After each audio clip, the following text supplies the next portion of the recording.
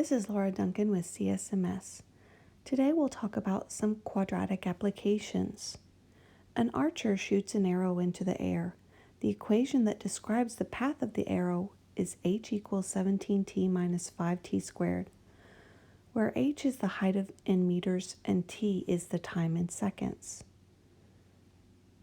The first question is, how high is the arrow after 2 seconds? Well, if it's after 2 seconds, that means that t equals 2. So in this case, we can simply use our equation and substitute t for 2. We can conclude that the height is 14 meters after a time of 2 seconds. Question 2. When will the arrow be 10 meters high? Well, when it's 10 meters high, that is saying that h is equal to 10. So again, we substitute h as 10 into our equation, and we'll solve for t. First, let's get this into standard form, and then we'll substitute it using the quadratic equation. So now that we've substituted a, b, and c into the quadratic equation, we end up with 17 plus the square root of 29 over 10, and also 17 minus the square root of 29 over 10. The first one is 2.6 seconds, and the second one is 0.8 of a second. Now let's talk about what this looks like. If we have a quadratic function, it looks something like this. Then when h is equal to 10, that would occur at 0.8 of a second and 2.6 seconds. Now looking at number 3, when will the arrow be 20 meters high? That means that height is equal to 20. So back to the equation. We'll put the equation into standard form, showing all our lovely work.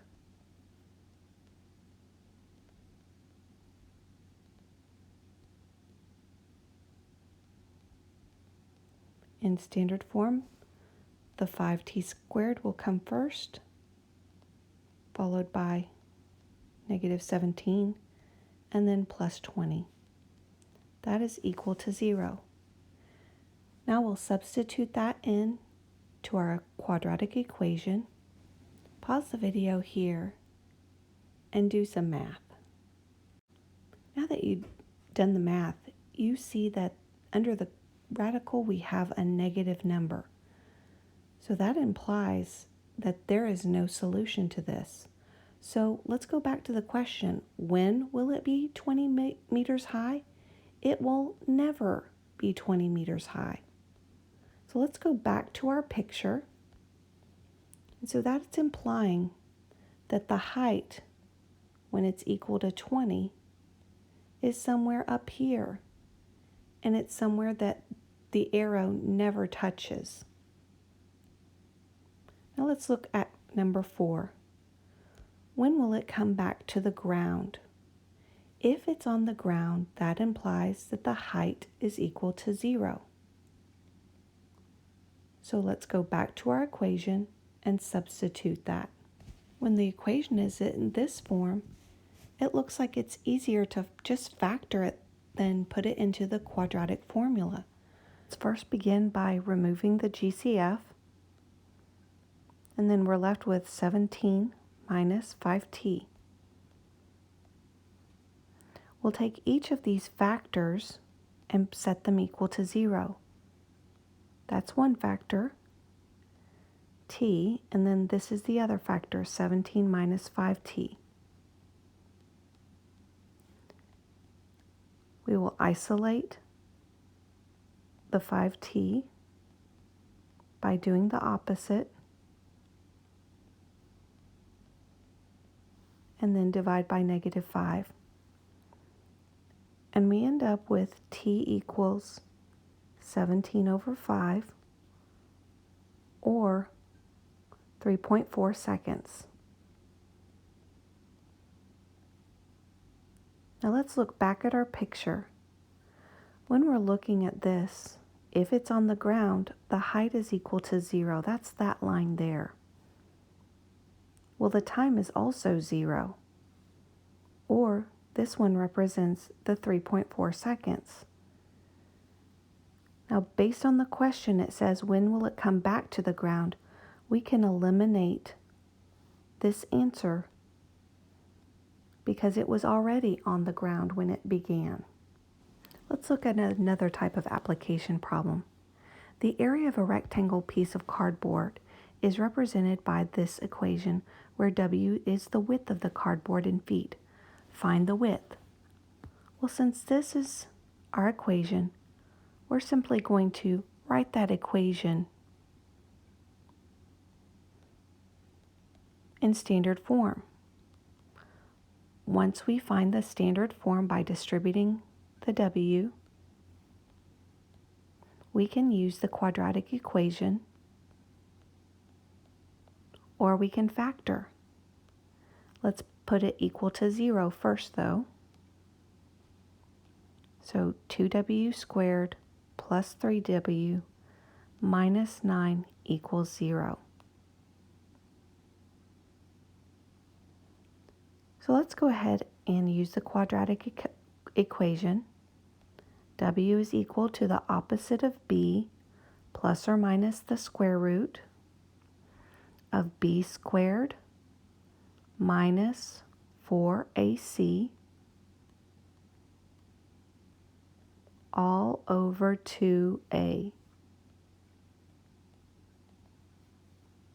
Once we solve for that, we have W equals -3 plus or minus the square root of 81 over 4.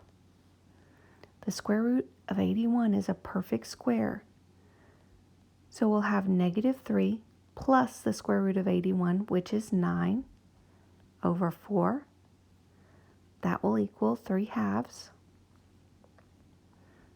Or -3 minus the square root of 81, which is 9 over 4. And that will equal -3. So we have two solutions.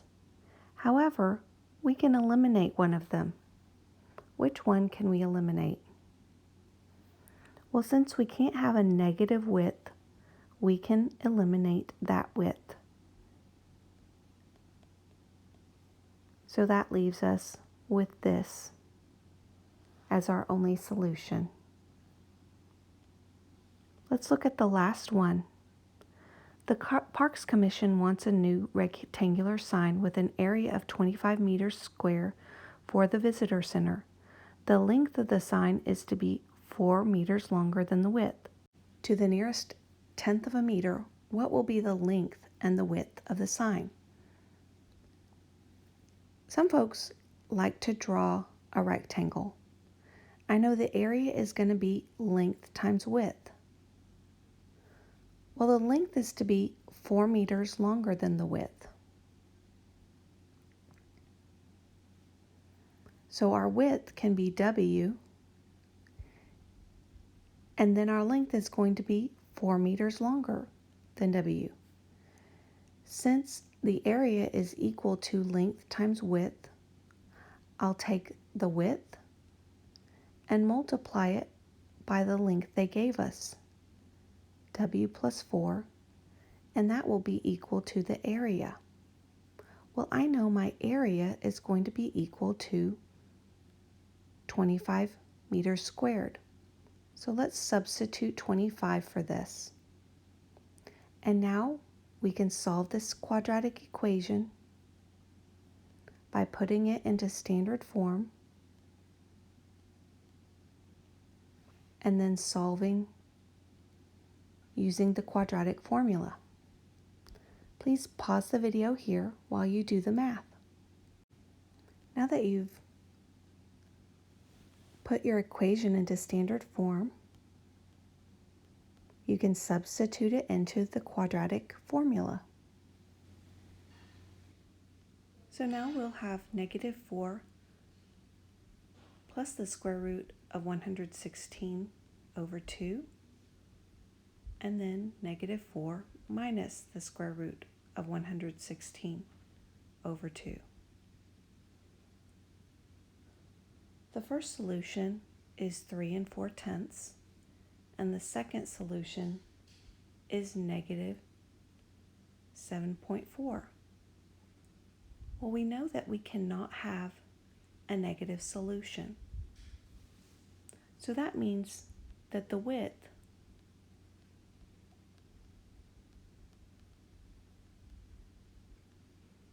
is 3.4 units, and it's meters because the area was 25 meters squared.